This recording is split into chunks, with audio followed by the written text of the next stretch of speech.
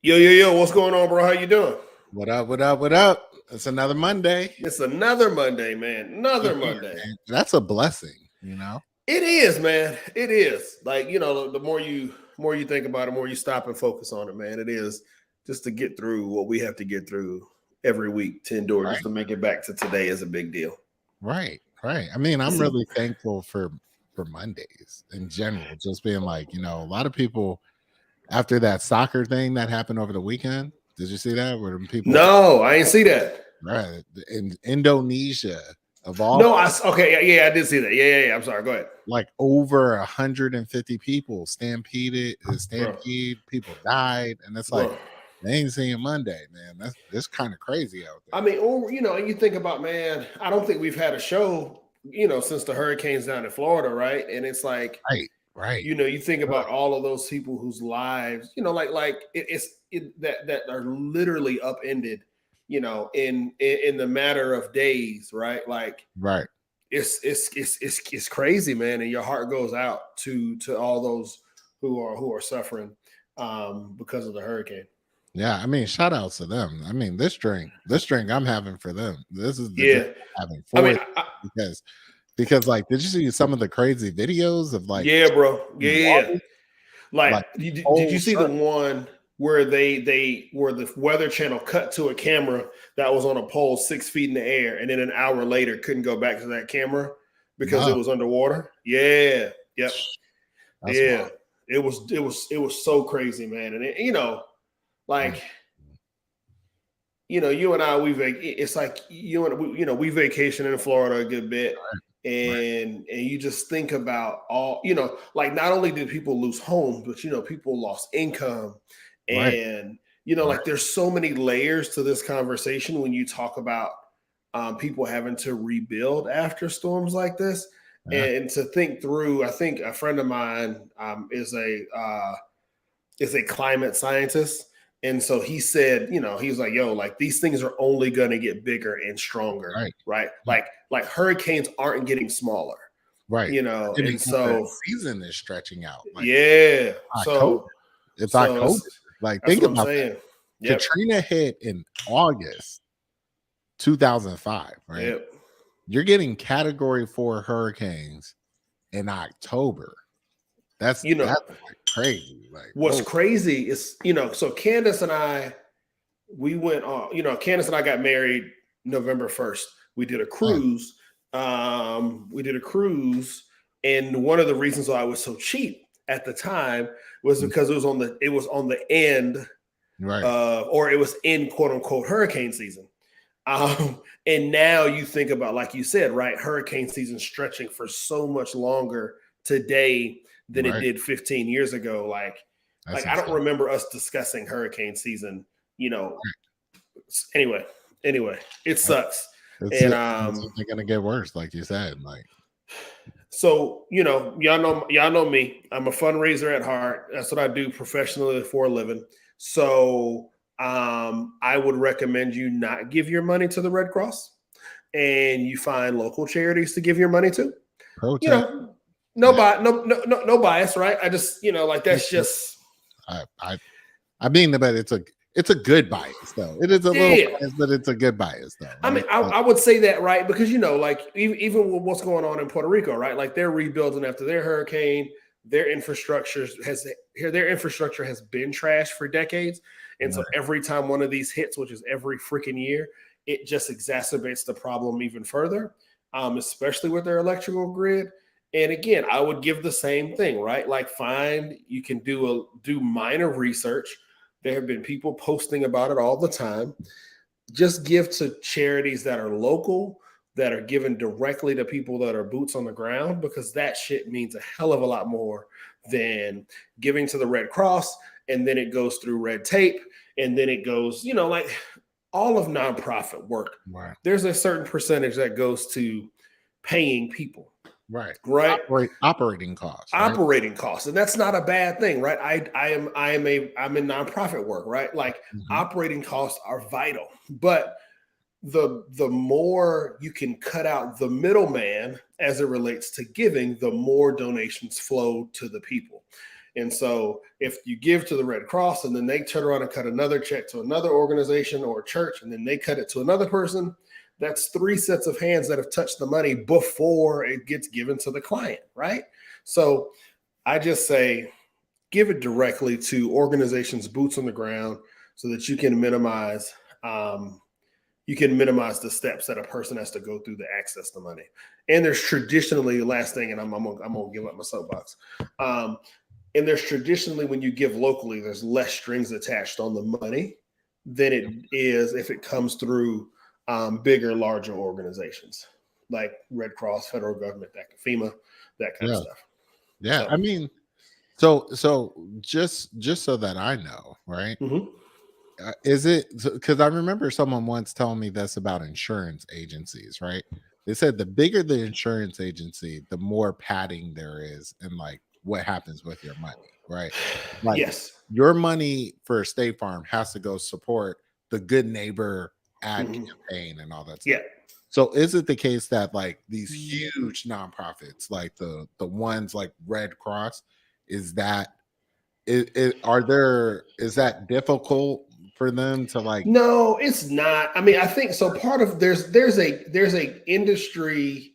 It's not really an industry standard. It's just a goal that nonprofits should have to make sure that their fundraising / administrative costs do not exceed 25% of their annual budget, right? So what that looks like is yes, like, so my last org, we did a gala, and so the cost of putting on fundraisers should not, and the cost of paying for people that are not directly tied to programming. So typically people in my profession are not directly tied to programming, but somebody, like if we're using the Red Cross, for example, but somebody who's out in the field who is doing disaster response, they are tied directly to programming. So they don't get counted in that administrative cost.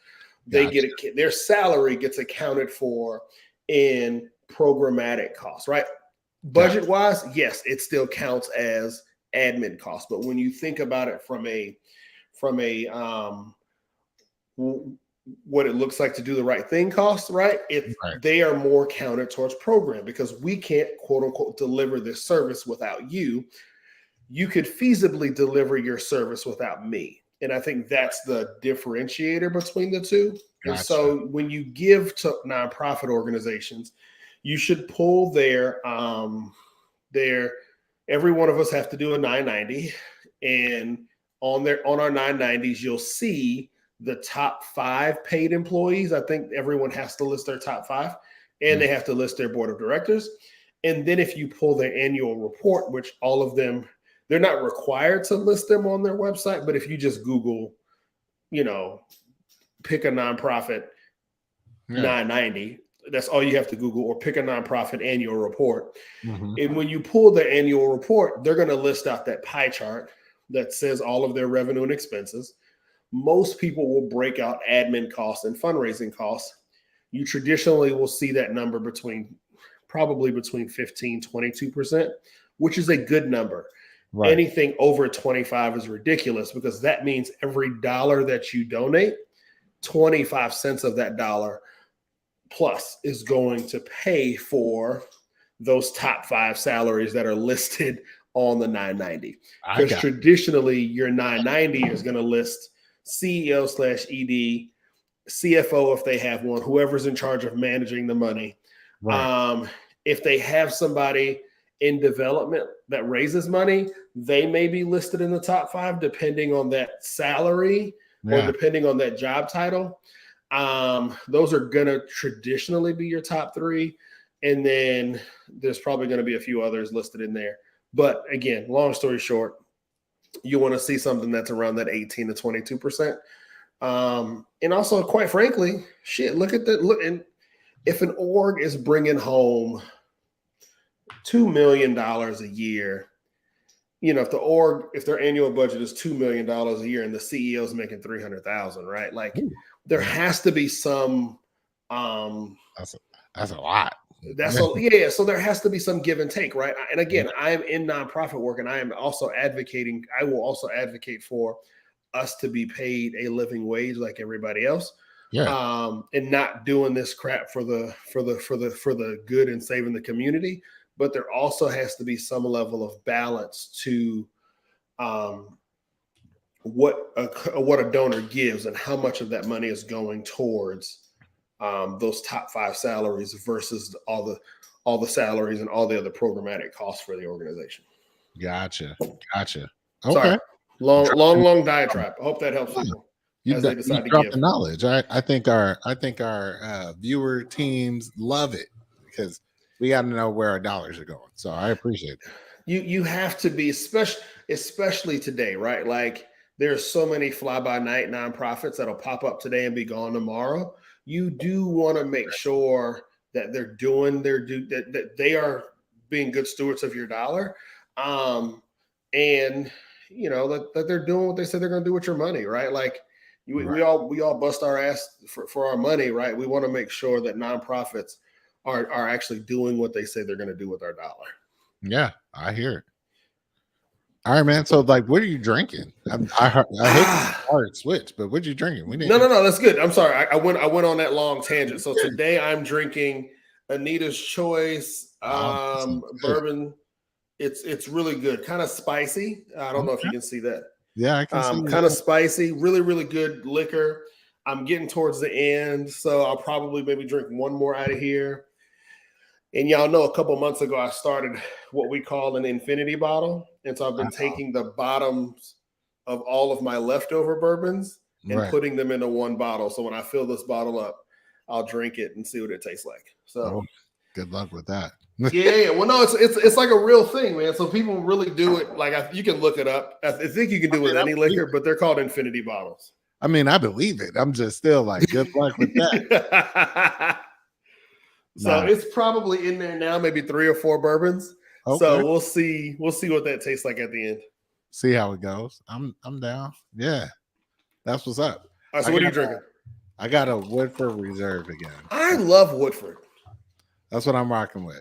I had it right here by me, so why not? I said the other day, I think last week you drank Woodford.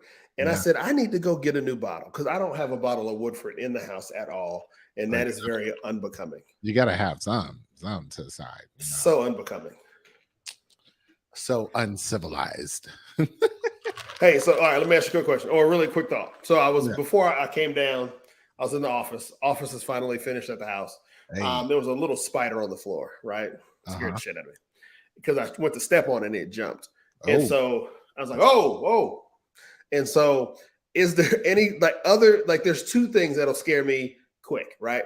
Flying roaches and jumping spiders. Those 2 things take me out. Like, I'm done. Like, so now if you see me like do this or something like that, it's because mentally I feel like it's around the spider is around because it just jumped at my foot. Right. And I'm like, so now mentally I feel like it's on me. Do you have anything that's like, boom, off the rip? Ain't doing it. Same question for those watching the show. Yeah. What's your go-to? I ain't messing with it. It's scary as hell. Leave me alone. Snakes. Okay. Mess with snakes, bro. I don't know. I can't ever tell the venomous from the non-venomous. I know, and like, I wondered this the other day. If I cared about my family deeply enough to if a snake showed up, would I be able to push past that? Like, nah, I ain't messing with it. And I think I could. I think I could, right? But I don't think it would look. I think it would appear to be very brave in my brain, but optically to everyone else, it would just look insane. Like, what the hell is going on? Because I figured out like if I saw a snake going after Cooper, I'd grab it by its tail and just start slamming it everywhere. All Which right, is like, pause. How big of a snake are we talking? hey man, I don't mess with any snakes, right? But I'm just saying. But I mean, like in my mind, you say if I saw a snake chasing after Cooper, how big is the snake? I'm saying like if Cooper's in the yard and I see something Okay. going, and I'm like, what is that? It's got to be a snake because it's not a worm, right? I'm going out there, I'm grabbing that snake, and I'm gonna swing that thing until this thing is dead, and probably get a shovel and slice its head off, and then slice its body into like 4 parts because I just don't know. It could grow its whole body back. What if it's still venomous? I don't know. I don't know. So, all I right, don't know. what's I wish I hadn't seen Danielle join the convo yet, so maybe she's putting the kids to bed. What is she doing when you run out the house and see a snake around Coop? Danielle has seen me do some crazy things. So I will tell you this: there was a murder hornet. There was a murder hornet flying by. We were in a garage, right? Yep. We saw this murder hornet, and I was like, "This thing is, what is that?" You know, because it's like flying around. You like, what is that? And before it got too close to Danielle, I hit that joint with a 2-piece. And the wasp, the murder hornet, was like, what the fuck? The wasp. I mean, literally, I punched the thing so hard it hit the ground, and it was dazed like out of its brain, right? While it was dazed, I slammed the dustpan on it. Danielle was like, what was that? I was like, it was a murder hornet. We looked at it afterwards. I was like, this thing was like, it was a big chunky little bastard. And I was like, I didn't think I was that person, but I definitely was like, whoop, whoop.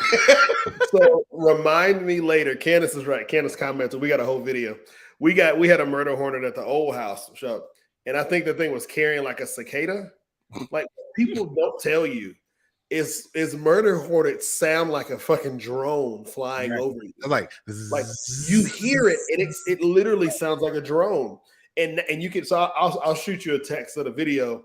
And bro, it was huge, and it couldn't really get off the ground because it was carrying a cicada. And I'm like, bro, what the cicada? So we all in the house, like staring at it. And I got my hand out the door, out the sliding glass door, so I can try to record it on my phone. Nah, bro, I ain't messing around. Like, right. So if y'all carry your kid off, if you really want to know, I hit the murder hornet with a dustpan and like slammed it, right? And then I went and got a Zippo lighter and some. You set it on fire? I set that mug on fire. Damn, just step on the murder hornet. No, because it's got armor. I don't know if it's going to get back up, if it's going to be pissed now. I don't know if it has muscle memory. Is it still got a stinger? What if I walk by? So these things I just get a little crazy about. But legit, one day we pulled up to the house and I was like, what is that by the garage? And it was a black snake. It was a rat snake. It was a gray rat snake. And I was like, what? And then my neighbor was like, oh no, they the good snakes. Yeah, they good snakes. What?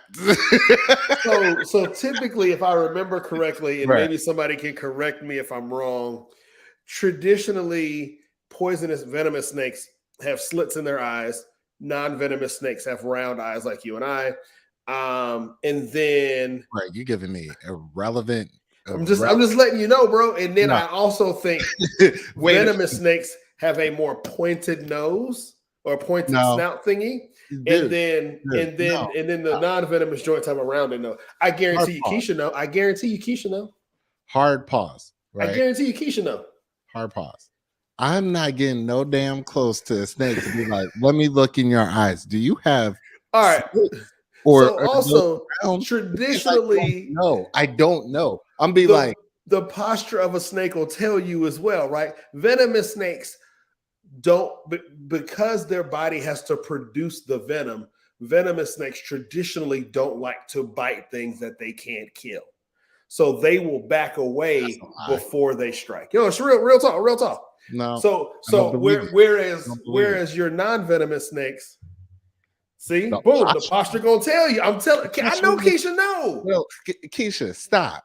And see, and so then y'all look at that snake postures. No, bro. So think about a rattlesnake. Think about what do you? I don't know. So I have a bunch of random information. I don't remember important things like my kid's birthday. Ask me about snakes though. This is terrible. I'm not getting close enough to a snake to be like, let me understand your posture. That's like me asking a snake, what is your motivation? Hey, bro, I'm telling you. Like, I'm curled into a ball. I have slit eyes. I'm postured up, and I have a pointy head. A snake is a snake is a snake. I go down rabbit holes on Instagram. No, I literally, I'm telling you. So you can tell, man. Nope. So Tal wants to know why we talking about snakes. So Tal, the premise of this conversation I know is snakes are around here, and all I need to know is that there was one spotting of a rattlesnake, and that's it. I'll be like, maybe I didn't hear. Maybe I didn't hear the rattle. Man, fam, you gonna hear it. It's called a rattlesnake. It ain't called a silent snake. No. Fam, what are you doing? You walk around with your headphones on and you can't hear the snake. Okay, real talk. Rattlesnakes traditionally also live under things, so you ain't gonna just see it out in the streets. Bro, that is a whole lie. Bro, I'm telling you. When last time you seen a rattlesnake in the middle of the street? I'm about to tell you. Right by our house, it's woods right back there, right? Somebody took a picture. They were like, y'all see the rattlesnake? And I was like, where's the rattlesnake? And then someone pointed out, I was like, God damn, there's a rattlesnake in them goddamn leaves. Burn the whole forest down. I will go out there and burn the whole forest and be like, no more rattlesnakes. All right. So part of the issue here that we're having with this snake is you're upset with the snake because they put your house in his neighborhood. What? I bet that my house. Like they put your house in his habitat, and we're mad that the snake is still there. Yeah. Hey, I got a call. Wait, let me pause real quick. They added a new phase to our neighborhood. That's what I'm saying. Right? No. Listen, when they built this little phase, the people on our little Facebook page group for the neighborhood was like, "Oh, they put that house over Snake Hill." And I was like, Snake Hill. There's like, it was like 30 rattlesnakes back there. Man, I was like, snakes gotta go somewhere. Oh, and that's what I'm saying. I can't stop them people from putting their house there. But the rattlesnakes went somewhere. Where did they go? If they come to my house, traditionally they will go deeper into the woods. We talk about jumping spiders. This is why snakes are my thing, right? Because I haven't even put down Snake Away because I'm worried that if I put down Snake Away, the snakes in the yard won't leave. They just gonna be in there, and I'll be like, "Damn, I didn't close them up." So all right. So traditionally, right, I will be that person out there with a whole bag of Snake Away. No, whole perimeter. All right. So here's a question: have you seen small rodents in your yard? No, that's why I know there's snakes back there. Because I ain't seen them.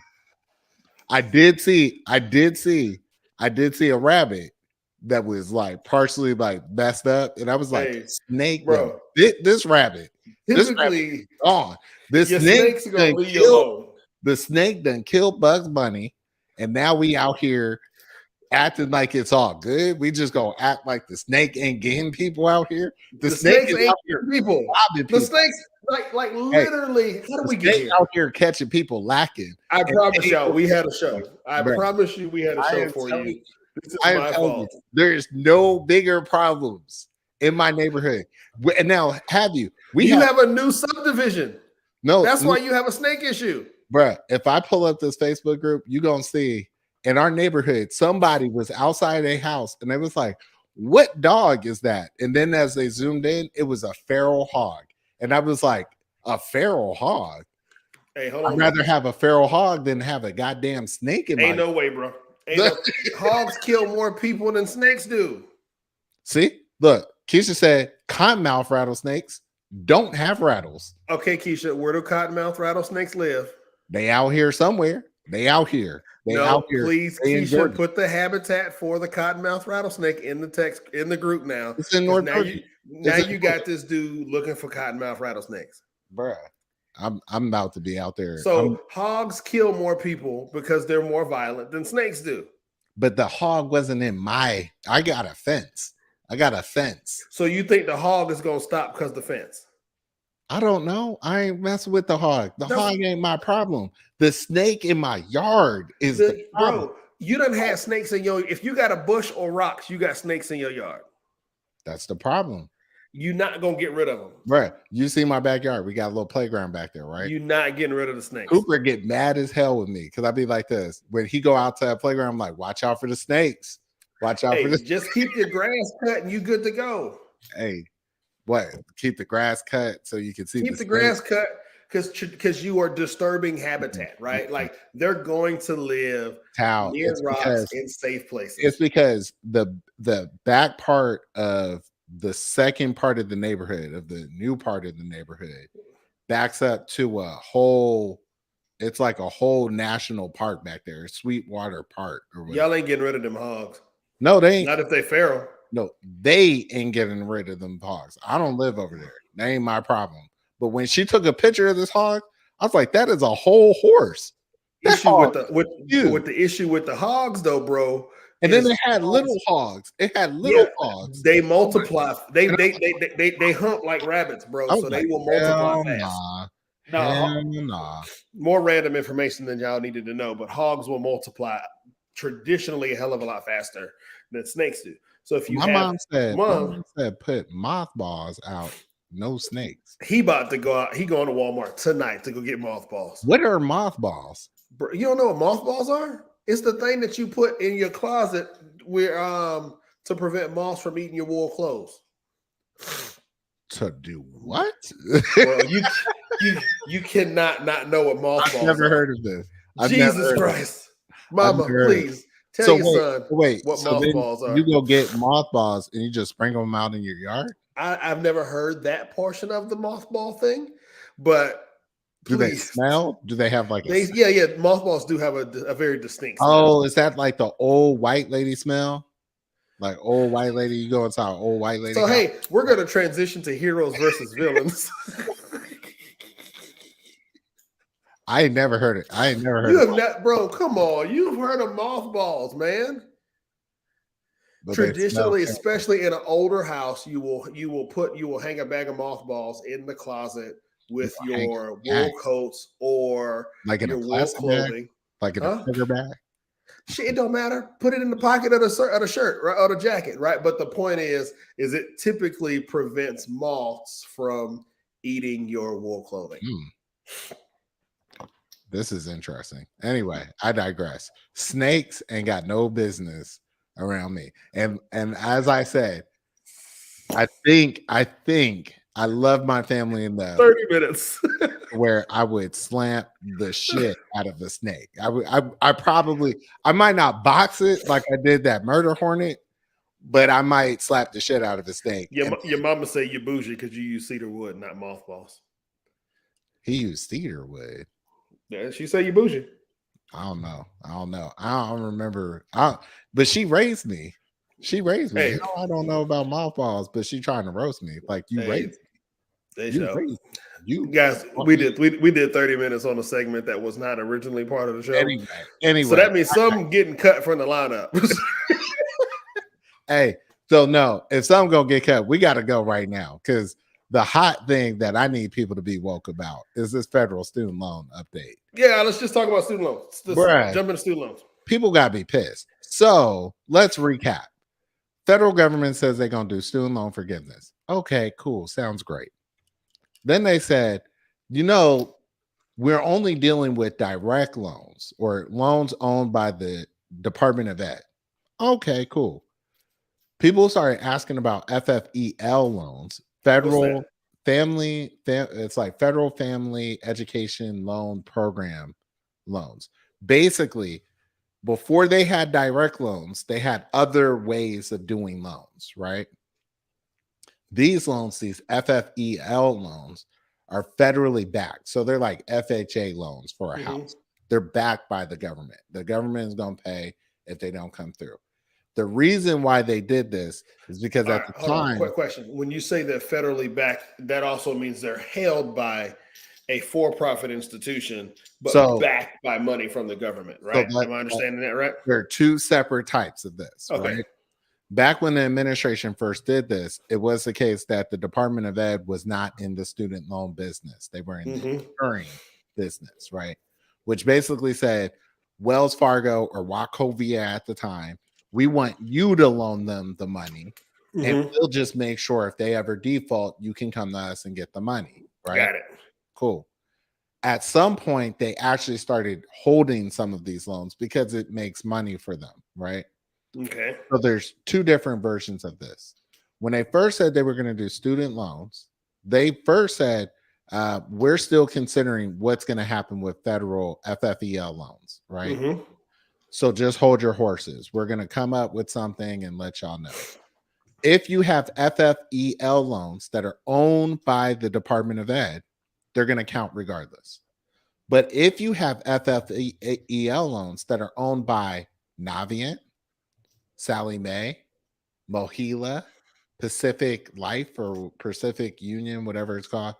Um, those ones we're still figuring out about, right? Mm-hmm. And this We're is what came up recently, right? yes, because up until that point, it was you can still consolidate those loans. So if you have a balance with Navient owned FFEL loans, you could consolidate them into the Department of Ed and now qualify underneath that. Got it. But the tricky thing is, once you consolidate, they add on to your balance, right? So say you were at 15,000 balance with Navient on an FFEL loan. If you wanted to get student loan forgiveness, your nuclear option was I'm going to take my $15,000 balance and move it from Navient over to the Department of Ed. My new balance might be $25,000, right? Wow. Because they got to pay off things and they got to Mm-hmm. transfer and do all this stuff. But now I would qualify for loan forgiveness, Right. right? I would ensure that. There are some people where the economics of that didn't make sense, so they were just waiting to hear. Because Mm-hmm. why would I add a balance if you When I just could get write rid of it. off the 15,000, right? Right. So this was going back and forth. A week before the latest update came out, there was a student loan conference, a national conference. The CEO of Navient goes and does his keynote presentation on a panel and says, I think it's very clear that we could bring a lawsuit to the federal government for student loan forgiveness, but we're not going to be the ones to initiate it. The person facilitating the session says, why? What are you talking about? He's like, well, it's illegal because they would be stealing money from us by forcing all these people to consolidate into the Department of Ed. We lose out on the leverage of those loans, right? Mm. So Navient, to some degree, some of these private owned banks take that balance, and that's an income stream. That's like Yep. a revenue stream for those Yep. banks. It's also for some of them are going to leverage out that money, or Yep. they're going to package it and sell And these sell off it. on the market, Mm-hmm. right? Yep. Think about like what happened a la recession and all that Right. other stuff, Or right? what happens with your mortgage loan. Right. So they're making deals off of this, Mm-hmm. right? Yep. Tranche deals, tranche package deals on loans. If now Navient doesn't have those packages because everyone moved over to the Department of Ed, They lose and money. they lose out on all this money. But he Right. said, we're not going to be the ones to initiate it, but I think this is very clear. This clued off a lot of people. All of a sudden, multiple lawsuits came in, and then abruptly, the federal government comes back and says, okay, here's the new update, September 29th. Right. If you didn't consolidate your FFE loan, EL loans by September 29th, by the time Hmm. that update came, you no longer qualify. So is the workaround for this right? Because you did hear a couple weeks ago a lot of members of the Republican Party talking about they were going to initiate lawsuits against the federal government for this reason, right? So what you're just Right. talking about, but is the caveat to this problem codifying student loan forgiveness into law by so it's not an act from the president but an act from Congress? No, so I don't, that part I'm not sure about, right? What I Because can say, that's also been the big hang up, right? Where they say, hey, the president can do up to a certain amount, well, but see, they Congress never, can do. well, see, this is the gray part, right? Because what Congress is saying is it's intrastate business, right? Mhm. You can't do interstate business. The president can't do that. Congress can, right? Right. But what the federal government is saying is, but we're not doing interstate business. We're doing federal level business because it's Mhm. Department of Ed money, Money, right. right? So we can do whatever we want because this has never been a thing. So that Mhm. there's that gray area. The other Right. thing that the Republicans were suing on was that the state backed tax on student loan forgiveness. So the government, the federal government said at the federal level, you will not be taxed for student loan forgiveness, right? Right. But then states like I can't remember all the states, but I think Arkansas, Insert Republican state. Alabama, well, Georgia hasn't really said this just yet, but it could, right? I think what's going is Kemp is up for election, so he don't want to say one way or He another. has a huge. I think Kemp's issue is he under the difference. I think between Kemp and all the other Republican governors is Kemp's college student population is probably a hell of a lot higher Right. than insert So Arkansas, insert Mississippi. so some of these states that have said they're going to tax it, there was a point where the federal government said, you will not need to apply for student loan forgiveness. We'll do it automatically. We'll just update your thing. Someone from the Pacific Union conservative group said, you can't do that because I work for the public service loan forgiveness thing. I would have gotten it tax free, but now by you forcing it, I'm going to have to pay taxes on a benefit I never wanted. So I hate them.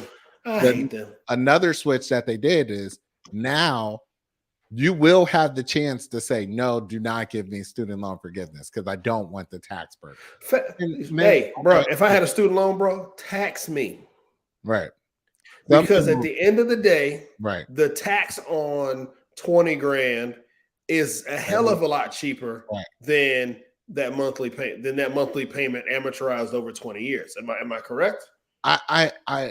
I want to say yes, but I also think it is a good thing that they are at least giving you the option because if you had a really rough year, you really needed that tax refund for the child income tax care credit or something like that, right? Right. But then this significant tax bill came through that you weren't planning on, and all of a sudden you owe this money, and now the government is looking for that. That could be kind of rough. So I think it at least gives you options. So I don't think that's bad, and they've gotten it ironed out.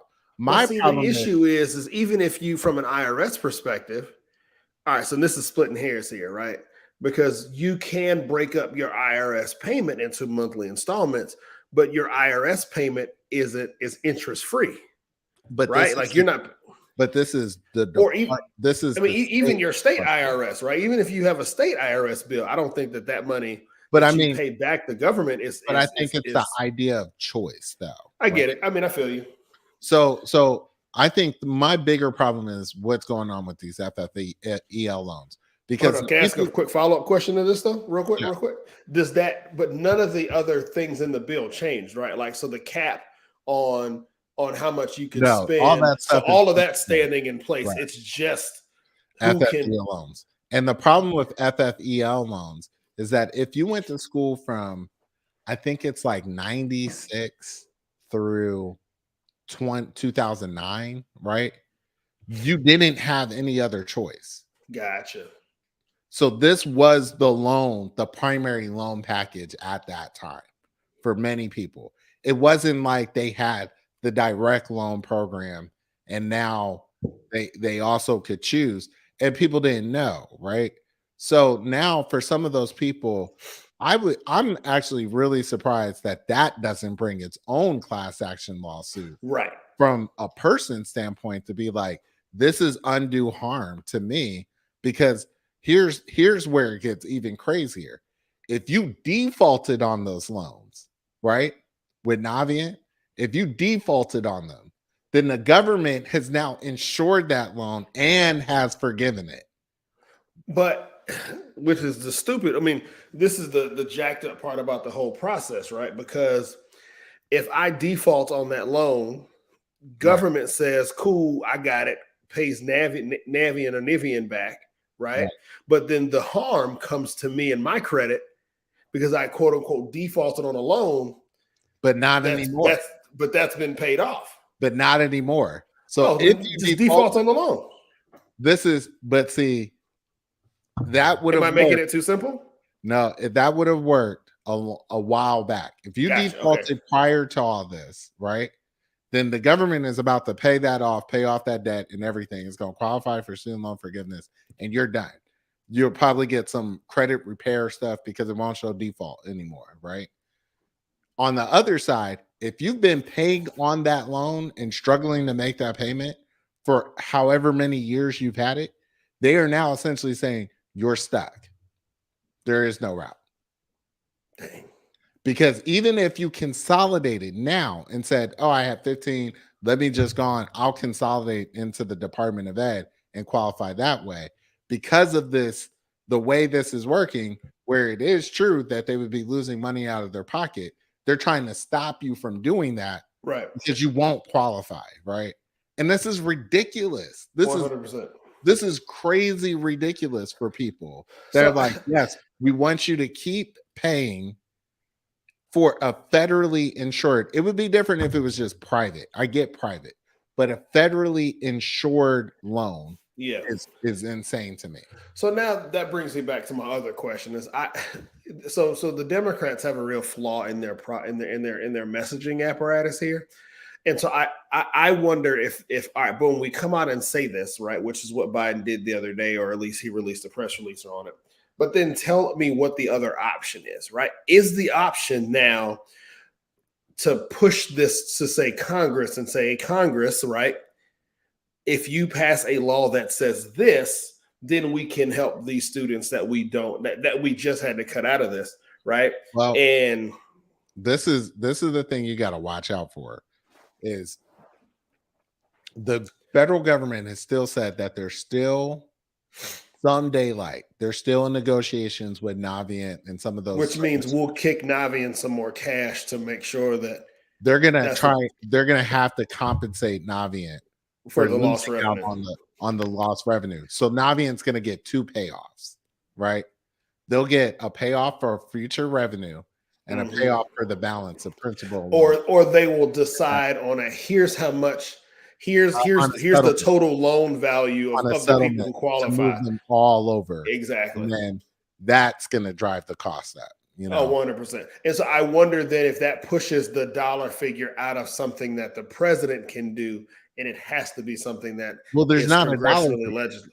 There's not a dollar figure. So there's not a dollar figure tied to this. It's just never been done before. I got you. So theoretically, honestly, the one of the bigger problems here that I would say from not this turn of the round of the game, to me, everything is a bit of a game here, right? So not the outcome of this game, but the game that comes next is that this is more the liberal thought people that do say the problem is executive power, right? Mm-hmm. This only stretches that even further, Right. because if he can do this, then he can do the reverse, right? Why wouldn't he be able to do that, right? Think of a way, and now think of the door that this might open. And I hope, I promise to God, I hope this never comes back and bite me in the butt. But I do want to call out here that if the president can forgive loans for federally backed loans, right? Why couldn't he also just issue out stimulus checks to people of his party?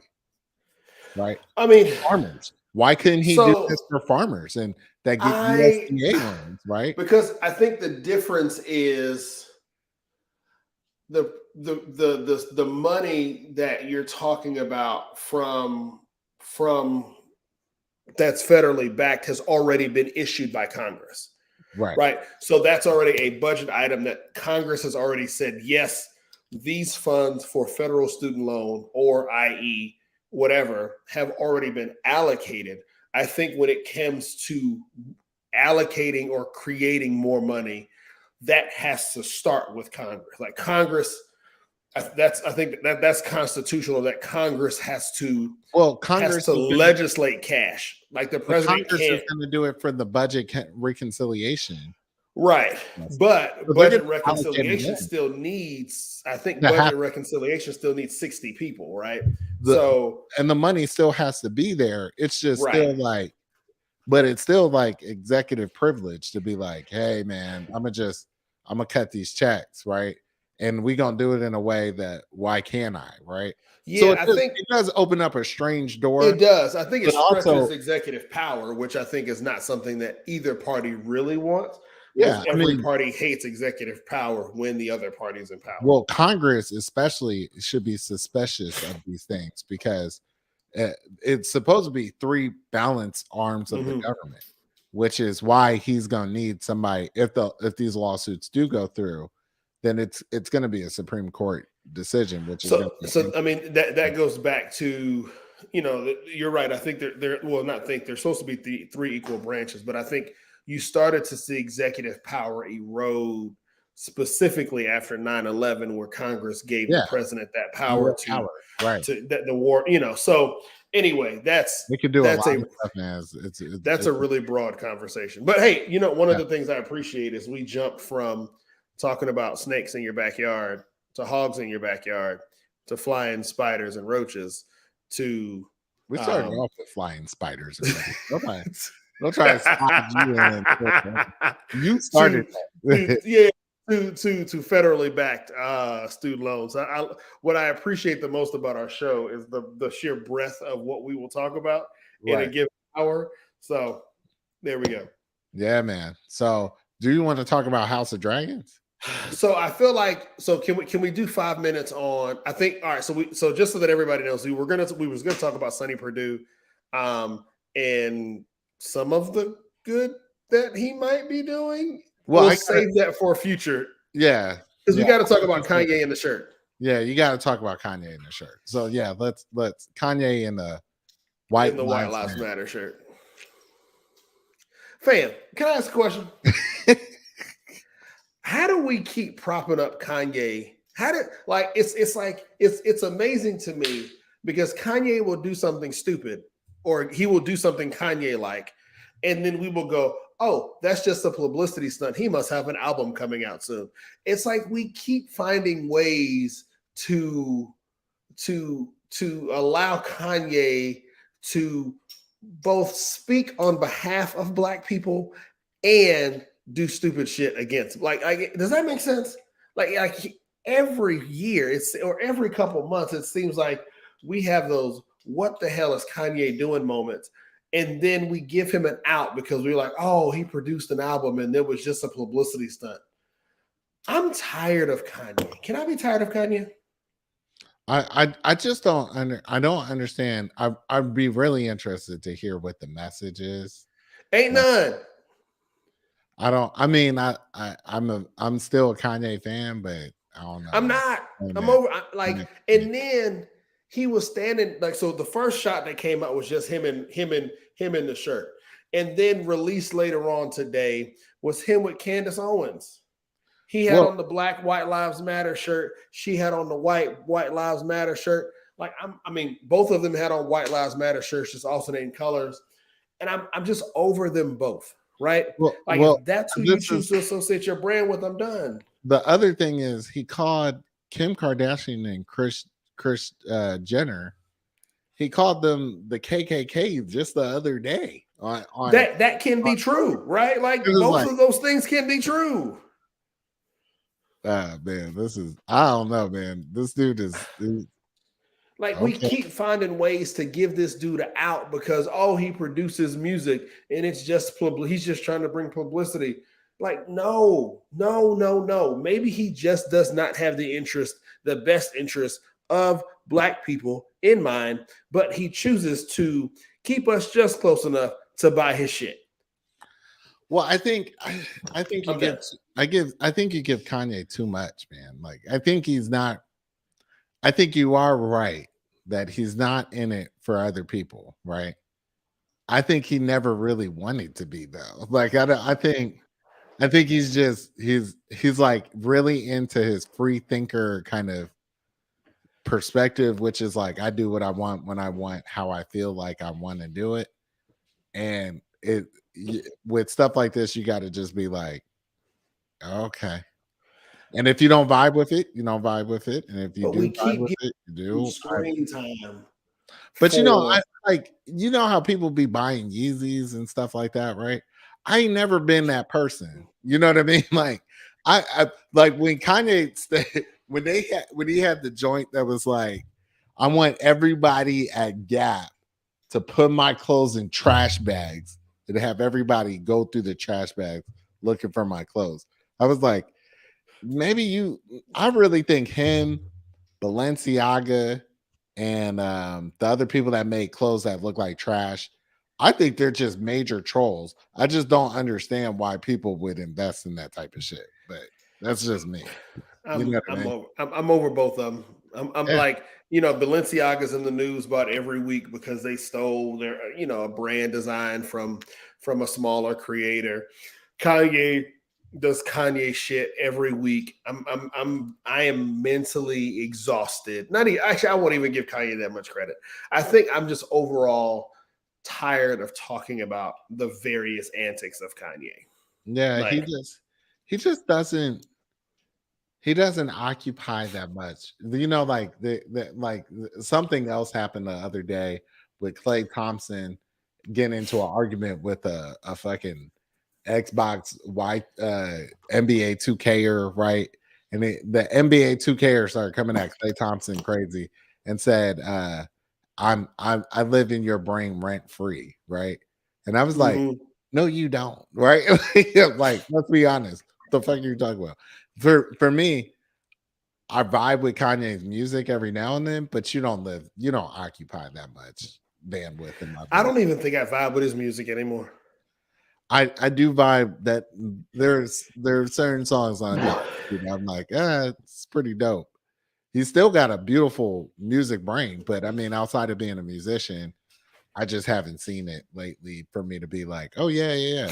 Outside of a musician, I particularly don't vibe with his clothes, the oversized, weird ass looking high fashion shit. That just ain't me, right? Yeah. Look at me. I got on a Purple Rain t-shirt I got at fucking Walmart, right? Like I I'm not that guy, right? So So I have on a this is UGA shirt. obviously for some other people on some other Bro, wavelength.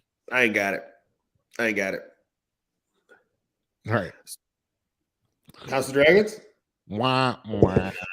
Yeah, How yeah. No, I'm sorry. I'm over Kanye. That's Keisha. That's all I got about the shirt. I saw it. I was like, I'm done. Hey, are y'all watching House of Dragons? If you are hitting Oh, hold on. House Pause. Tell them. Do the disclaimer. We will Oh talk yeah, about. we're We're about to talking talk about about House of Dragons, episode 7 the one that came out yesterday. or episode 6, whatever one came on last night. We're about to talk about.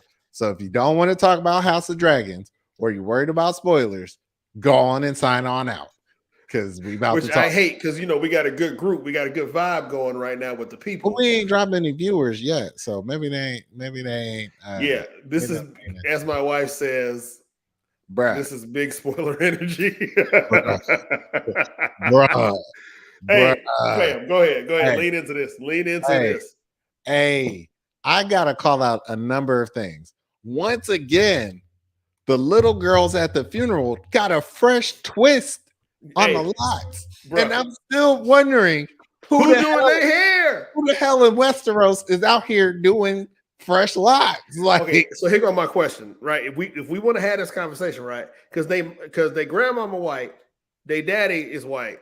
hey, They not doing their hair. what I gotta call out real quick, grandma, grandma is the one that kept it 100, right?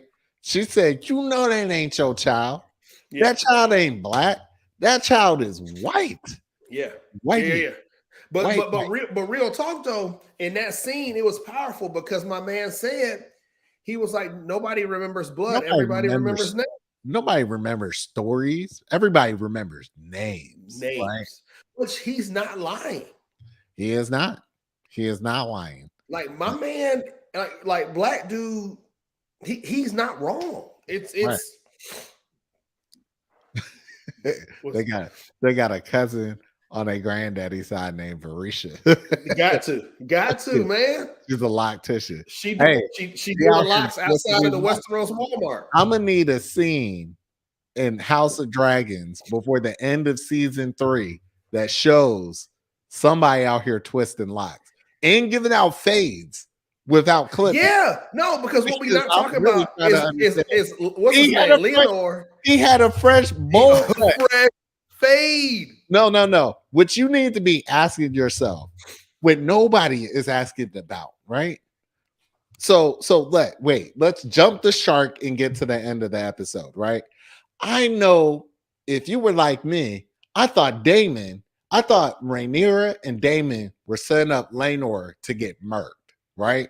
And it wasn't until Daemon snuck into that hall and killed that dude that I was like, whoa, what's going on here, right?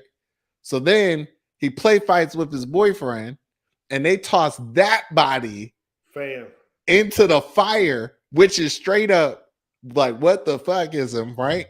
But then how the hell did you cut old boy's whole head that quick? Bruh. What? Like that's I'm done. It was a dope. It was a dope. Even from the Allison Rhaenyra, right? That was like they all see you now, right? You get that, right? Oh they yeah. See you.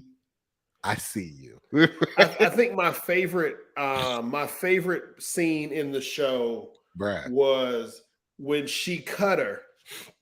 Yeah. And everybody falls back. And that was the first time you got the view of the blacks versus the greens, right? Like you saw a very distinct battle line drawn. Right. And then, but you saw that as the king was walking out, right? Like, and so it was boom, very clear, us against them. And I was like, hey, give Rhaenyra the props for getting that, you know, I am team black here. I have to admit I'm team black. I'm 100% team black. I love the swag of someone turning bad. It was like I got to watch 5 seasons of Breaking Bad happen in just that one episode where she went from, oh, you gonna run, you're gonna take your ass to Dragonstone because the smart sailor avoids the storm when clouds gather, right? Be like, no. She got with Damon. She looked at Damon at that funeral, was like, hey, we here. Me, you. We about to take care of shit because we about that life. And the minute she got around Damon, it was like, oh yeah. Yeah, we about that life. It's funny because one would see that her and Damon together is toxic and they don't bring out the best in each other. To me, I look at that relationship and I go, no, to me, they bring out the best of each other. I think they bring out the real Targaryen. Yeah. This is the problem. This is the problem. So we talked about this before about the Dragon Rider energy, right? Just they both got big Dragon Rider energy. And I would say what you saw about Daenerys in Game of Thrones, right, is partially driven by the fact when she realized that Jon Snow was Aegon Targaryen, it's like these Targaryens get a little crazy. They got big Targaryen energy. And that big Targaryen energy was like on full display. When Daemon walked up to Kristen Cole, and put his hand on his chest, like, hold up. You're not about to do that. Right. Hey, what was funny though about that scene? Do you know who killed the Crab King? Yeah. Like I will fucking slice you right now. what I loved about that scene was Sir Christian had that big energy, right? And it was like my man still carrying 10-year-old grudges against Rhaenyra, Right. and he was about to run up, and Damon was like, Damon walked up like a slick dude too. Like, hold on. Hey, because you remember that whole scene, my man was leaning up against the wall. He was just watching. Like, yeah. Hold on, let me see if I can find a wall y'all can see. he was sitting in the back like this. Hey, Damon was just chilling. He was like, yo. He was watching that whole scene play out. And then when he saw, oh, you about to make a move? Nah. Hold up. I will kill you right now. Bam.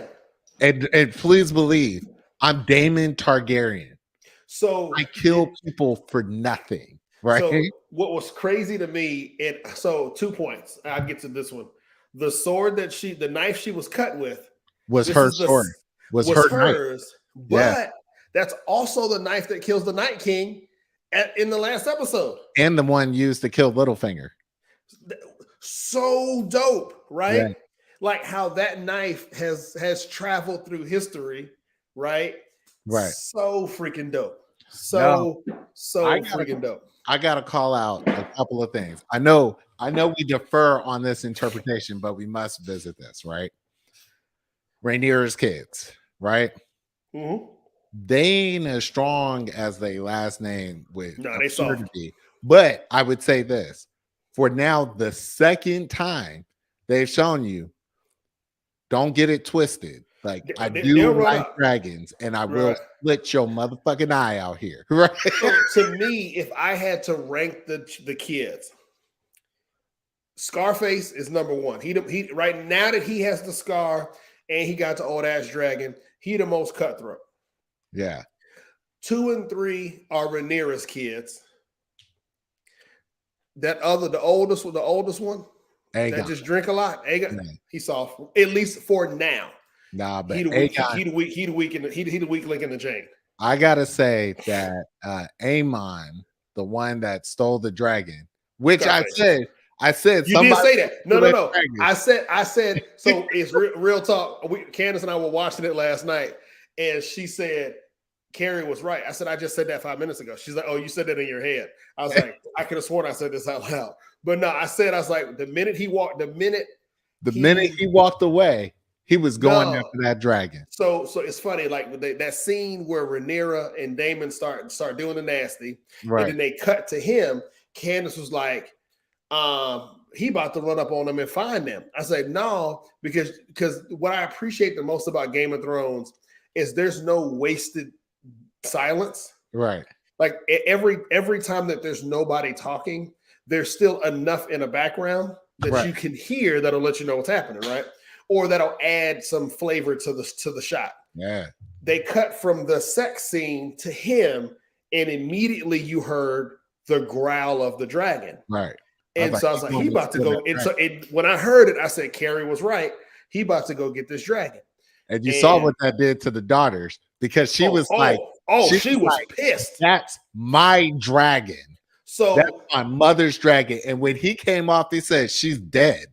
I was like, so hold on. Did you see the preview for the next episode? And now that they're gonna age them up even further, part of the preview was Daemon pulling a dragon egg out of a fire. Yeah. So now I'm wondering, okay, so 2 points that I have to ask you.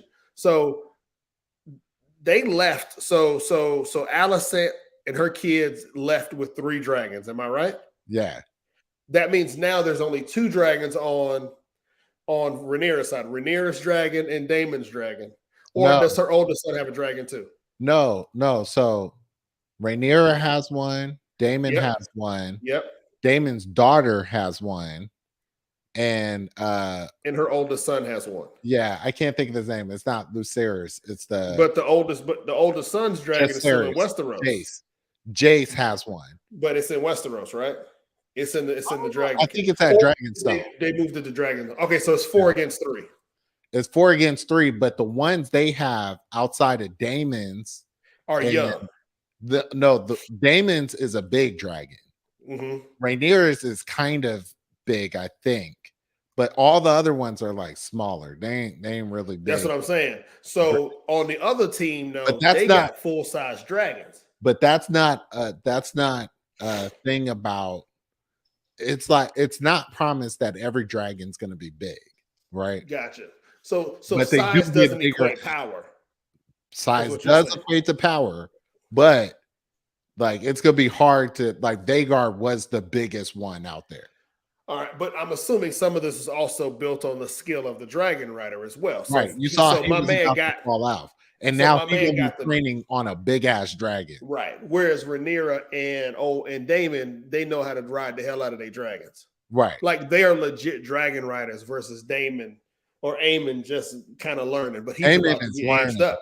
Yeah, he but about to be aged up. they're about to be aged up. And between him and Aegon has Sunfire, which is a vicious ass dragon too. But I think what Keisha is pointing out is there's that egg that he pulls out is probably for what I would guess is him and Rhaenyra's child. That's what Candace was saying. So all right, so are we then gonna go with um Damon's second daughter then walks away with no dragon? She doesn't have a dragon. That's why I That's what told I'm you. saying. She So doesn't the get a egg, dragon. so the egg But that that's why they were saying, you should give her the river thing, the water thing, the water kingdom after he dies. because she don't have Have no. because she won't have a dragon, so she might as well be a sea snake, right? And that's what he was trying to There point. we go. And that thank you, Sean, because Sean did bring up a good point. And I brought this up to Candace yesterday. Is in episode 1 they referenced three wild dragons, and they have not brought them back since. Yeah. Like that, they have not had that conversation Well, since episode 1 about those three. so you just reminded me. I wonder if Lucerys takes Laenor's dragon, because Laenor rode a dragon when they were at the Stepstones. So if I had to guess, because they talked about those 3 wild unclaimed dragons, again, the thing about this show is they don't do anything by accident. And the fact that they mentioned those three wild dragons in the beginning leads me to believe if they're wild, it's going to take a hell of a person to ride it. Right. And so the only people that are wild enough to ride an untrained dragon is probably going to be Daemon and probably Rhaenyra, right? Like those are the only 2 people in the show that you've met today that would be willing to get on an untrained wild dragon. So what I do know is while Jay seems like a bit of a little corny, he's young, right? He actually builds up some crazy alliance with the North, and this is how you get the Starks involved in this conflict. I got you. So that's Jace that does that. Jace, as the older one, is sent out by Rhaenyra to build up their houses, right? In the North. Got it. He goes to the North and strikes up, like he actually becomes like part of their whole crew. Got it. And he brings in like Cregan Stark, and Cregan Stark is like a legend in Game of Thrones world. Like he's like badass number 1. And it's like for him to be down, he's like, oh, I'm only down with Rhaenyra because of Jace, right? Got Jace it. is like a brother to me, right? Yeah, so Eddie said, I thought Daemon's dragon. Yeah, hold on. What you saying? Hold on. Eddie said, I thought that was Daemon's dragon he rode. I thought that was Daemon's dragon. What you're saying with he might be talking about Laenor. When Laenor was at the Stepstones, he definitely flew a dragon, and it probably was Daemon's. That might have been. That's right. That was Daemon's. Yeah, I think that was Daemon's dragon. I think so. Right. Yeah. So then maybe Laenor's is the unhatched one, or something's going on there. I got to agree with Sean here. I think those wild dragons are going to go to Daemon and Rhaenyra. Or at least, he's saying Daemon and Rhaenyra's children. Yeah, like Daemon and Rhaenyra's so they're going to be. children. So you saying that Daemon and so are we saying then that Daemon and Rhaenyra have multiple children? Oh, they definitely do. And So then they gonna get the wild dragons, or they gonna get I'm that not gonna dragon egg? I'm not gonna spoil it for you, but if you look at this has already been spoiled by, of all people, Joffrey in Game of Thrones. He has a scene where he talks about what happened with the Dance of Dragons and Okay, how we got where we are. But they have multiple kids. I'm gonna have to just go. Thank you, Sean, for telling me two boys. So they gonna get two of the three dragons, which y'all telling me. But I will tell you this as a preview for next week. Rhaenyra's first son with Daemon is named Aegon. Oh, she did that shit on Rhaenyra. Don't give a damn, bro. He is called Aegon the Younger and Aegon the Second, and this creates like a bunch of. Hey, Rhaenyra is cold as ice. She said, "You got an Aegon? Fuck it. I'm gonna get me one too." But so I hold think on. she Which says, one is more ice cold though? So you don't want to. I'm not even going to spoil it for you. But I'm assuming Aegon, it got to be Rhaenyra's got to be the most ice cold one. no, Aegon Aegon the Second is as vicious as you would expect. Like, hold on, he older one or younger one? The older one, the one that they want to be king, is the like, drunk one. He ain't gonna be drunk for too longer, and that dude is a problem, right? They just kind of making him right now out to be like not as big of a problem. Yeah. I think they got to hype him. I mean, they have to show. They got to show to come up. They got to show to come up. You have to think about the impact of naming your child Aegon Targaryen. Yeah. 100%. At this point, there was only one Aegon, and he was the one that brought them over and conquered the Seven Kingdoms. So when Allison names Aegon the Second, she's like basically saying he Black Jesus. That's who he is. He Black Jesus Jr. He gonna be the king, right? When Rhaenyra and Daemon, who are two Targaryens, are like, oh, you want to play this Targaryen energy? So do they name him Aegon Targaryen or Aegon the like? What's He's the Aegon naming? Targaryen, and he is double Targaryen energy. Gotcha. So right? they did so Aegon number one is just Aegon, and Aegon number two is no. We give you big Targaryen energy, and we're gonna call you Aegon Targaryen. We're gonna call you Aegon the Third, and you will be the heir apparent to the throne, because essentially when she does this, it's basically going to set up for Allison to be like, see, I told you, she gonna murder you. But she usurps her two older kids when she names her third child. He drew a line in the sand and said Aegon, and Rhaenyra was probably like, oh, that's cute. Okay, but I'm still the princess heir apparent. No. I'm saying Rhaenyra usurped her older boys by naming her third child Aegon. What I think essentially she's looking for, and you got to understand how sympathetic she is. I honestly felt like this episode did such a great job to drive home the groundedness of Rhaenyra's affair, which was, we tried. Yep. You couldn't have kids. We wanted to do this. You'll always be a father to them. And she could have came up with so many different ways of. She could have just killed him.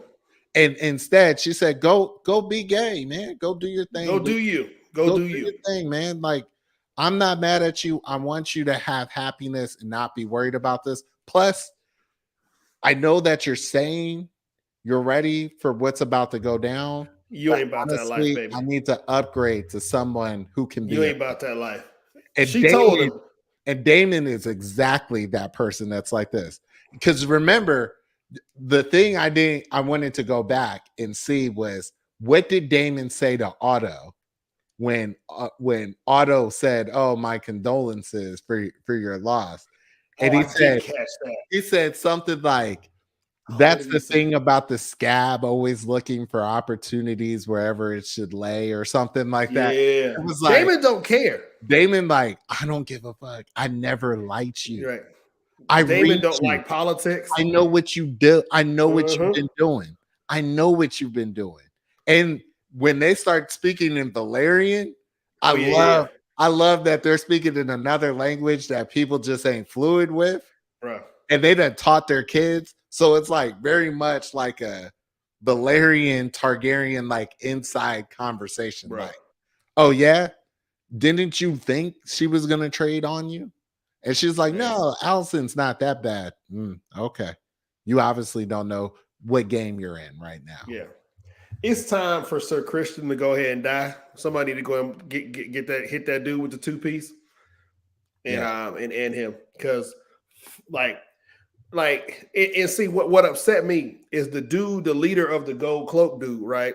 He looked at Kristen Cole like, bitch, you better shut the fuck up. He should have just cut his head off You better right shut then. the fuck Like up. if my When man Kristen Cole leaves, snickered, when he snickered, it was like, huh. fan, like When my when man Aegon, spoke. when Aegon said, we all know the truth, and Kristen Cole giggled, he looked at him like, you better shut the fuck up. Yeah. The fuck is wrong with you? He Right. should, because see, here my issue is first off, the king said no. Conversation no with.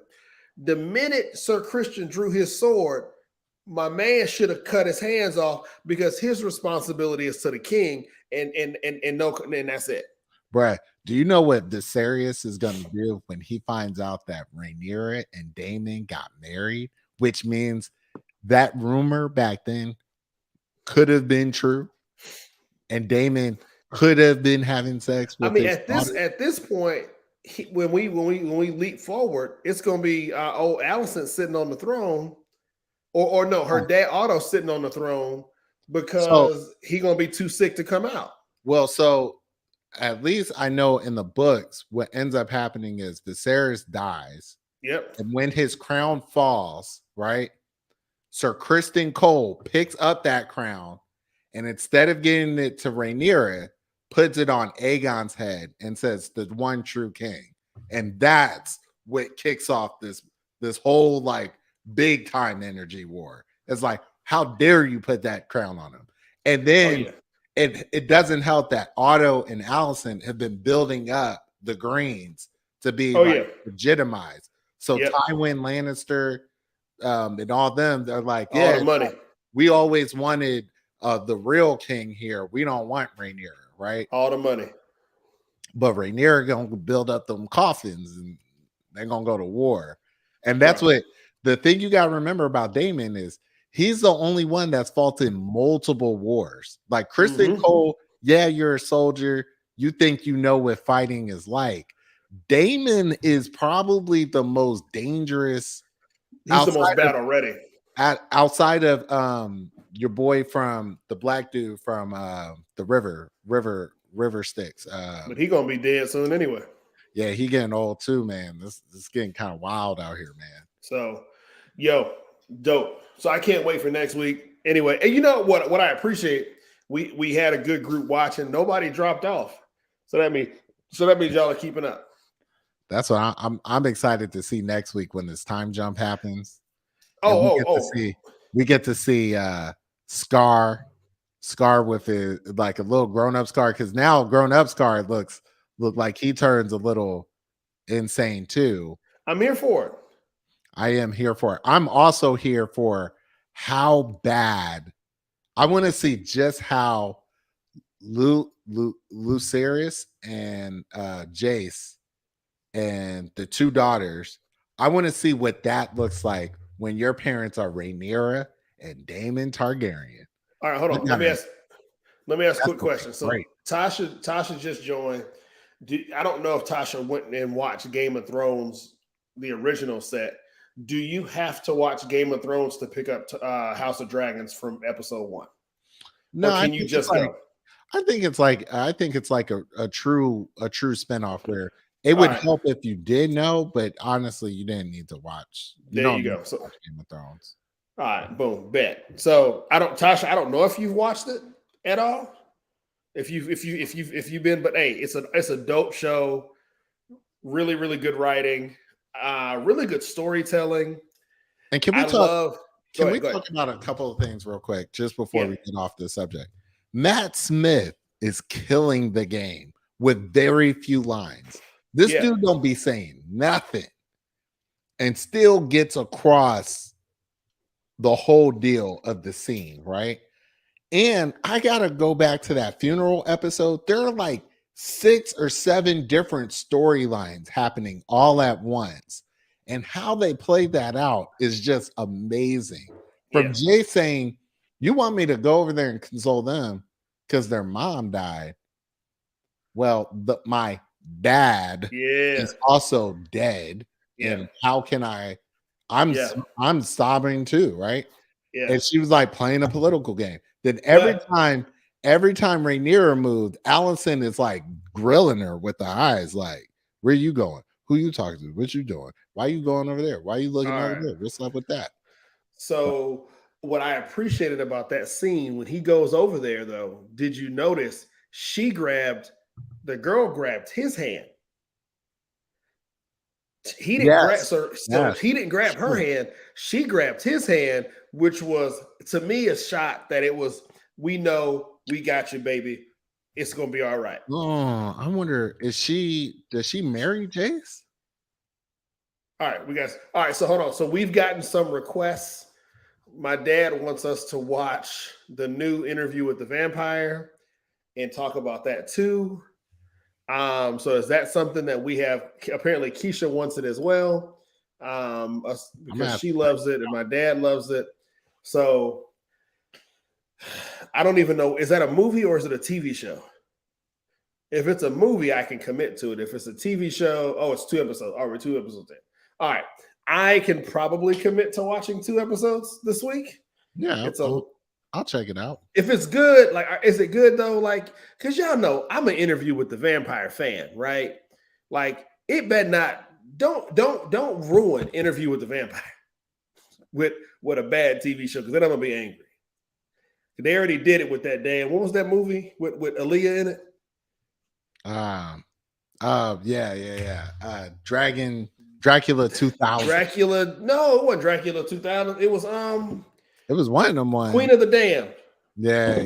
That movie was such trash. And that was supposed to be, I think, a prequel to Interview with the Vampire. Yeah. So anyway, all right, if it's a good show, I'll watch it. She says it's true and rice. All right, I'll watch it. I feel like, oh, you want to jump to hero villain? Yeah, let's do hero villain. Boom, hero villain. Here we go. All right, so I don't think I have a villain this week. I probably do, but to me, more importantly, and I feel like I want to do a whole show on this. Black Panther 2 is coming out November 11th. The new trailer dropped today. Right. If y'all haven't seen the new trailer for Black Panther 2, dear God, it's going to be fire. Yeah. Fire. So what I'm thinking is I'm thinking about hitting up Lee and having him come on the show. We do a whole episode around what to expect with Black Panther 2. Yeah. Because that trailer was, I mean, it was like, bruh, it was beautiful. Like, I thought, like, the first trailer was emotional because I think you had to hit them with that. Like, we're going to honor and respect Chadwick and T'Challa in this. Right. But trailer number 2, my God, like, you got so much more. Right. I'm really excited. I'm really excited for this movie. And I'm also kind of worried for what happens in this movie, because this is essentially the movie. I felt like at first they were going to do Quantumania as like the big phase 4 movie, but now it is all Wakanda. This is the movie. It's Wakanda forever. And it looks so epic. But then they came out and said, what's his name isn't the villain in the movie. No, Namor said he's the anti-hero, which isn't, he's not the villain, but he's also not who you think he is. That's a side character. I mean, that's a. I think you definitely are going to get a sense for where I think they're going with this. So is it? So here's your shot, right? And this one we got to have Lee come on. Maybe we can. I'll text Lee tomorrow, see if he can come on next week. I agree with Tony. It's Doom. So it's two things. It's either Doom or it's a Tuma, right? It can be a Tuma, because a Tuma is another. Nah, I think it's Dr. Doom too. I think it's Doom, but I'm also worried that the real villain of this is the United States government. Is the United States government pulling Doom strings? No, I think Doom is pulling the United States strings. So because is Doom the because villain we see fight then? there's too much there's little signs that the United States is an actor in here, which is if you go back and 100%. watch that, they are whooping them soldiers' ass, right? 100%. The second thing is when Ramona is at what essentially is the UN, and it's like, I've lost everything, and now you want to take this. And it's like, I get the sense that the They government coming for that trying to vibranium. trying to take vibranium. Yep. Okay, so hold on. Here's another, because it does. We just gonna have to have Lee come on, because you do get the sense that early on there's this struggle between Wakanda and Atlantis, and so something has had to have happened to spark that. And if it's Atlantis not liking the fact that Wakanda has been so far out there with letting people know about the mystical world, right? And so that's what draws the tension between the I think it's two gonna be something nations. different. I think what's gonna end up happening is vibranium isn't as Rare. rare as you would suspect it is. And somebody, meaning Doom, has already stolen the vibranium from Atlantis or from their whatever they're going to call it, right? And has pictured it, has built up Wakanda to be the thief. So Likewise, Sean's right. The two nations have been at war for centuries. you gotta call him Tony, man. Tony. Oh, so Tasha says, who is Lee? Lee is a friend of ours who big comic book energy at Comic-Con. Right. Typically is on panels at Comic-Con and Dragon Con. Georgia alum, right? So he's right here local. My bad, Tony. Tony, I got you, man. Hey, I see SAUN, and I'm like, hey, that's in my mind. That sounds like Sean, bro. So anyway, so Lee, big comic book energy, but super dope dude. Been a friend of mine since college. So he has been on the show previously. Actually, was it before Black Panther 1 came out? What? When was Lee on the show last? It was Lee and no, it wasn't and Danielle's brother. It wasn't. No, we were just doing comic book episodes. It was Black History Month. We were talking about black. We were talking about black comics. Black there comics. We go. Yeah. There we go. Yeah. So yeah, all right. I'll text Lee in the morning, see if he can come on the show next week, so we can really do a deep dive into. I think we got to figure out what movie theater are we gonna try to put our money together. I don't know, bro. Because we got to try and figure out how we gonna all watch this movie, because this gonna be insane. Oh, there you go. See, thank you, Tony Saunders. There we go. Boom. All right. Yeah. Hey. So, Tony, who's your hero? Tony, you gotta ask Lee if he gonna rent a theater again, because when he did it at North DeKalb Mall, that was the dopest experience to go watch Black Panther. Hold on, pause. Have you seen Woman King yet? No, not yet. I don't get a chance to watch movies. I got a kid at the crib, man. I got a 7-month-old Come child. on, bro. Woman King was such a dope movie. Hey, I'm gonna go watch it. I just haven't had a chance yet. All right, it's at the point now where you just need to go on bootleg and so you can watch it. I will say I pay for it in theater so they get your money and then bootleg it. So I will not have a hero, because my hero would have been the Black Panther Wakanda Forever. I will have a villain here though, and my villain is the goddamn NFL and what happened with Tua Tagovailoa. Hey, they rocked that dude. I had that conversation already. I've had that conversation way too much this week. I gotta say, this is crazy to me, right?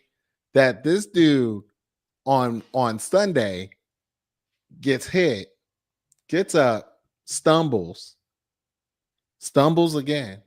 Yeah. Loses his legs.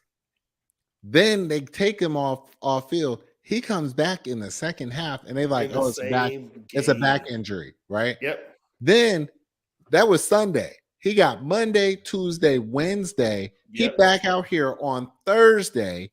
And dude, what the NFL doesn't get about this to me is that it don't matter how you explain that wasn't a concussion or it was a concussion. Ain't nothing gonna change the way you saw bro's fingers on the ground like this, right? Ain't nothing gonna change that. Right. He laid out on the ground with hands like, right? And then knocked out cold. And then Miami gonna say, oh, he checked out of the hospital Thursday night and flew home with the team. Bruh, are Man. y'all just don't get it. Y'all just don't get it. No. They do get it. 100, Tua needs to 100% be they out. get it. Tua needs to be out for the rest of the season. And I get, and this is He the won't. NFL's chance to set the record straight that Two player games. safety is prioritized, right? Because if they were really looking out for Tua, they would sit him down for the rest of the season because this has to have significant damage to his body. Nope. And And I'm that's gonna tell you why. Miami Dolphins right now are 4-1, 3-1. 4-1. He'll sit down for 2 games. Or are they 3-1? They're either Two, 3-1 or 4-1. I 2 can't games. remember. I literally had this conversation with a friend of mine, Marlon, Friday, Yeah. Saturday. The reality is Tua, his first 2 years in the league, they've called that dude soft. They said he don't want to play football. They've called this dude everything under the sun. And so at some point, he wanted to come back in the game, but there has to be things in place that protect players from themselves. Bruh, Point blank, period. it ain't gonna And take much. Who they got left on their schedule? Because this is gonna tell you whether he should be playing. I guarantee you he's gonna miss the next 2 games and then he's gonna be playing. And it might only be one because my assumption is because they played on Thursday, they have a bye week this week. So let's look. He will miss if they have a bye week this week. He will miss 1 game. They got a game on Sunday. He will miss. No, all right. So who? What are the next 2 games? Yeah, they got a game. They got the Jets on Sunday. He'll miss that game. They got the Vikings after that. He'll miss that game. And then they have the Steelers. He'll be ready for the Steelers. And the Steelers gonna retire him because I guarantee you. Because you got an all-star, the defensive player of the year in TJ Watt, right? Then you got a vicious line. But what we're not talking about is yesterday, TJ Watt came out, or was it JJ? One of the Watt brothers came out and said, my heart stopped. They had to revive me on Thursday. Yeah. But I played a game on Sunday. JJ. That's JJ Watt. And that's what I'm saying. Like, it's not player safety at this point. If I'm looking at their schedule, there's no good. They have the Bills on the 18th, December 18th. They have the Patriots, but the Patriots ain't doing shit this year. And they got the Chargers, which is their bye week? Man, I don't see it. Anyway, all I'm saying is this does not look like this ain't what you want. You got to stop. Like, people have to stop being surprised that the NFL wants to make money. I'm not surprised that they want to make money. I'm not. I don't think they're ready for what Carson Palmer said in that interview. He was like, "Oh, it won't stop till someone dies on the field," and then that happened. And he was like, "Unfortunately, that's where this is going." Because at the end of the day, the money that they make today is still more than the money that they have to put aside in a trust to take care of players when they retire. Like, I'm telling you, this is ugly. This is a black eye, and this is horrible. So, yep. I mean, they can't take back the fact that he was laid out on the ground, and that camera specifically showed that reaction. That's too visceral of a thing. You can't have it. You can't have that happen. You know what I mean? 2 games. I'm gonna say he misses the Jets game on October 9th. So that's this Sunday. See, the problem is that if he gets hit again hard like that, and he has another reaction like that, the Miami Dolphins are going to be it'll turn the tide from a media standpoint, right? And that's 2 games. Roger Goodell does not want a media issue. 2 games. Let's see, man. But that's No, just, I'm saying like I don't think they like Roger Goodell weathered a media issue when the release of Ray Rice DDT and his girlfriend in an elevator came out, right? NFL lost zero popularity. He had a shit show on his hands with Colin Kaepernick kneeling on both sides of the issue. Weather the storm. At the end of the day, Roger Goodell works for the owners of the NFL. That's who pays his salary. and see, this is the other thing that I would say here, that this is part of my villainy for this week, is that if you could, the problem is that the concussion protocol allowed this to still happen, right? Yep. And that has to say something about how inadequate this system is. And But it's a pretty well designed system. It's not like it's not a concussion throwaway deal. protocol was something that was voted on and accepted by players as well. That's what I'm saying. Like, so at some point, but I mean, like, if you think about the concussion protocol, what it is that you have to have two doctors, one independent that's not attached to the game. Then you got to have the team doctor, and they have to make two independent assessments and align with each other. That's a pretty tough concussion. And they both let him back on the field. And that's what I'm saying. It's like somehow he still makes it through all that, and this still happens. And now what they're saying is he's had a couple of good days, but he's just trying to go through the proper procedures and protocols so he feels 100%. McDaniel did confirm Tagalova's MRI came back clean with no further injuries. And I'm just thinking to myself, how the hell did that happen? So the crazy thing that I've heard recently is that players are able to test lower. So the way they determine whether or not you're a quote unquote concussed or not is by comparing it to your baseline interview. Right. How the speed at which you answer questions, how aware and apparent do you feel in seeing. They don't give you an MRI while you're in the locker room, right? And so when players are given that baseline test, from what some players have come out and said, we know how to cheat that test.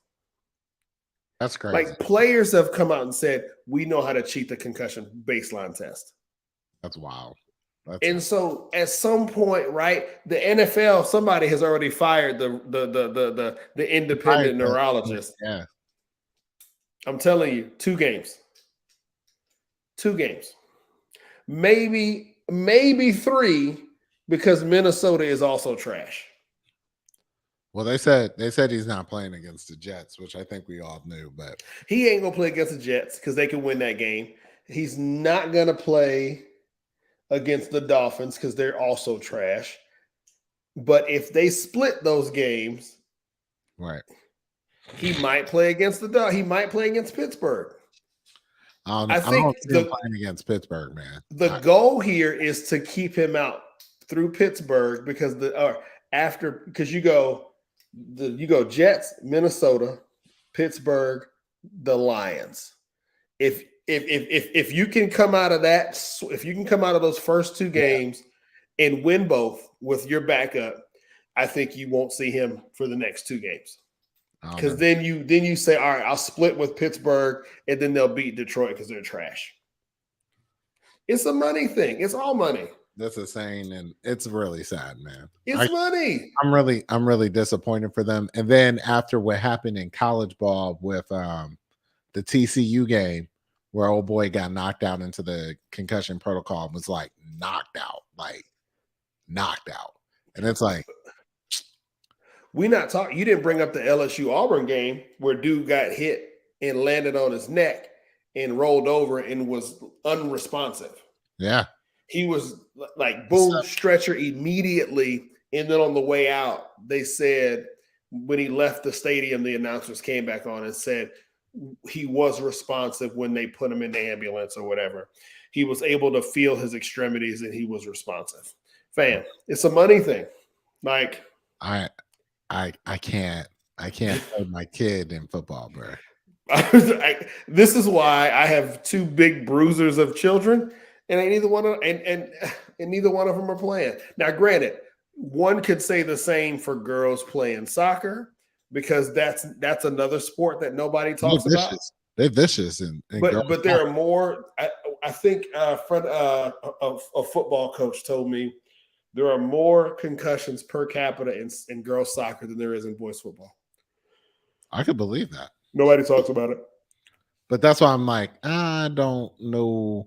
That's why I think Cooper can be a swim. He can go to college for swim. He could go for golf, right? Baseball. Nah, I don't know. Baseball's guaranteed contracts, baby. I don't know about baseball. I'm not there yet. Maybe one day. I don't know. But right now, Cooper loves all sports, and just right now ain't gonna be football. Yeah, man. Keep him out of that. So, hey, man.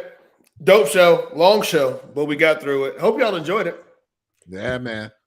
I enjoyed it. It was a good time. It was a good time, real good time. I think I always appreciate, again, we had some good guests today. We had some good viewers. I've already sent Lee a text. He typically does not respond this late. But it was a good show. I love the breadth of our conversations always. I think Lee is what's the name of the show? What? The Dragon Show. Dragon? Yeah, I think he is a Dragon, House of Dragons watcher as well. I think we can do it all. I think we can cover it all in one show. Oh, yeah. I think that would be fine. That'd be dope. All right. Hey, man. Great show, bro. Great show. Great show. Tune in next week. I don't know what we'll be talking about, but it's all good. We'll figure it out. It's all good. Hey, hopefully we'll be talking about what to expect with Black Panther 2. That's the hope. That's what I want to talk about. It would be dope. All right. Hey, I'm Jeff. I'm Kerry. Peace out. Peace out, baby.